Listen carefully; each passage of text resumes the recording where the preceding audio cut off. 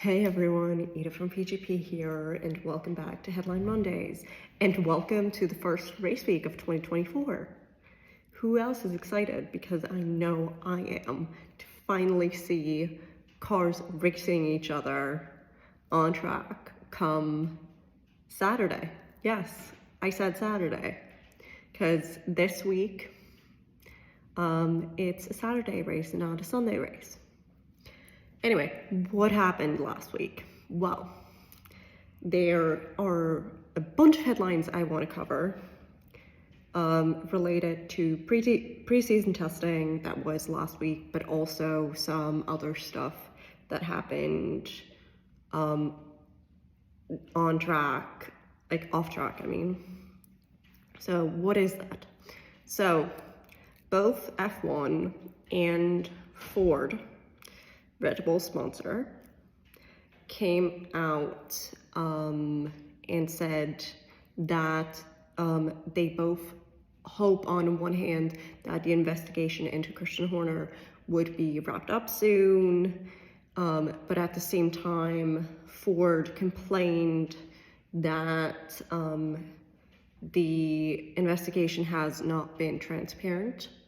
So like, they haven't gotten any new information, like they basically weren't informed on what was happening. I mean, no one was really, ever since it got started like 2 weeks ago, 2 or 3 weeks ago, I can't remember at this point in time. But basically F1 also said they hope it will wrap soon, likely due to the fact that the season's starting and they don't want this whole thing to draw attention away from the on-track action. And then, of course, we also have some Red Bull testing news, where Helmut Marko came out and said that they were satisfied with testing, and it is likely that there won't be as big of a gap to the other teams as there was last year, but they were still moving in the right direction, which made, I'm assuming, teams breathe easier. However, Max then came out and said that the car is doing exactly what he wants it to do. So do with that what you will. I mean, Fernando came out and said, when Max said that, 19 drivers on the grid knew that they wouldn't have a chance at the championship, so do with that information what you will. I know what Fernando's doing with it. Anyway, from Red Bull to VCARB. While this isn't necessarily VCARB related, it's related to what they used to be called AlphaTauri. So, as we know, AlphaTauri left the grid as a title sponsor of what is now VCARB, Red Bull, Racing Bulls, etc. Whatever you want to call them, honestly. I don't think we right now know what we were supposed to call them still. But, so anyway, AlphaTauri. They announced a partnership with the FIA to supply team kits to the FIA. So basically what that means is any, like when you see a FIA official on track or in like their command posts or whatnot, basically the clothes that they are wearing at race weekends will be supplied by AlphaTauri. That's basically all that means. But that doesn't mean merch, just so we're clear.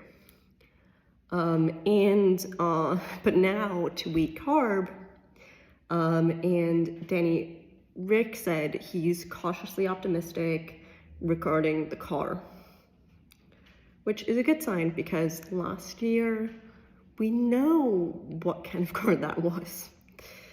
Anyway, from Red Bull sister team to Ferrari, and Ferrari has had a lot of news actually, especially surrounding the Lewis Hamilton news that came out earlier this month. So, of course, as time goes on, more and more people will want to comment on the historic move. And one of those people last week being Gerhard Berger, the former world champion. And he thinks that Lewis's move could have a similar effect for Ferrari like Schumacher's move did in the late 90s, where he basically joined a struggling team and basically reshaped the whole team, led them to success, etc. So that's promising. And then Lewis himself addressed how the deal came about. And he basically said that it is all thanks to his long-standing relationship with Fred Vasseur, who was his team principal in GP2, basically F2. And his move couldn't have happened without him. At the same time, he also came out and said that the Merc car, which he's still driving this year, by the way, in case you forgot, he's not moving just yet. Basically, came out and said the car is better than last year, but they're not where they need to be just yet. And then on the note of Carlos, because Carlos is losing his seat due to the Lewis move, he said he won't be rushed into announcing anything or deciding anything for 2025. And yeah, and in terms of Ferrari testing, we have some news that this Vasseur came out and said that this car is way better than last year's car, which is good to see because last year, even though Fred Vasseur was team principal, it was essentially still Mattia Binotto and his team's car because Vasseur only joined in January of last year. So he didn't really have a hand in developing the original car of that season. He did have a hand in upgrades and stuff, but definitely not the initial car. So, and then we go from one French man to a French team, Alpine. So Ocon said, actually on the topic of Alpine doing VEC this year, he said that he's hopeful that Alpine will perform well in VEC, especially at Le Mans, because he would love to drive at Le Mans at one point in time. And also, he's hopeful that the team as a whole would be very successful, the hypercar team, because one of his best friends, Mick Schumacher, former Formula One driver, is driving for them, and he hopes that if the team performs well, it would give Mick another shot at F1. So fingers crossed on that note. And then we move on to Williams. So James Vowles came out and basically said that it helped that they took one of Mercedes's, their engine supplier team, old suspensions, because it basically advanced their car development by 4 or 5 months, which is great. But he also came out and said, on the note of who's potentially taking Lewis's seat and whether that would also mean a reshuffle for Williams, being the Mercedes junior team, he basically came out and said that so if you guys remember, Kimi Antonelli, current F2 driver, rookie, is rumored to be in contention for that seat, either at Merck or at Williams, because he's a Mercedes Academy driver.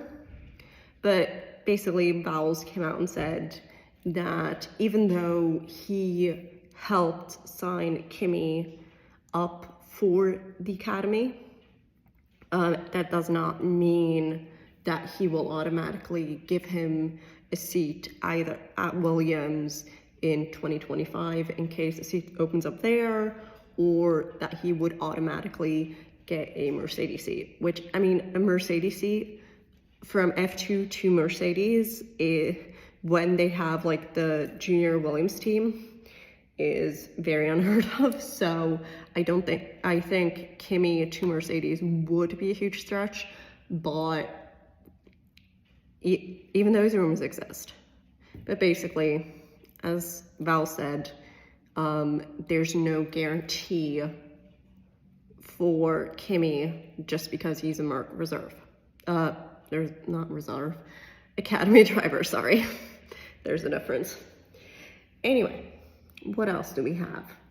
On the note of Williams testing, Alex Albon came out and said that their car is a definite improvement from last year, and they fixed some issues that they had last year, but at the same time, fixing those issues created other issues. So he doesn't really want to comment on how well he thinks they will do. Moving on to Aston Martin, Alonso came out and said that he's confident after testing that Aston Martin won't repeat the same mistakes that they did last year with the upgrades, because as you remember, they started the season very strong, like got podiums and everything, and then around like Canada, they basically fell off the wagon with the types of upgrades they were bringing. Basically, upgrades weren't working. So he thinks that won't happen again. Fingers crossed for that one.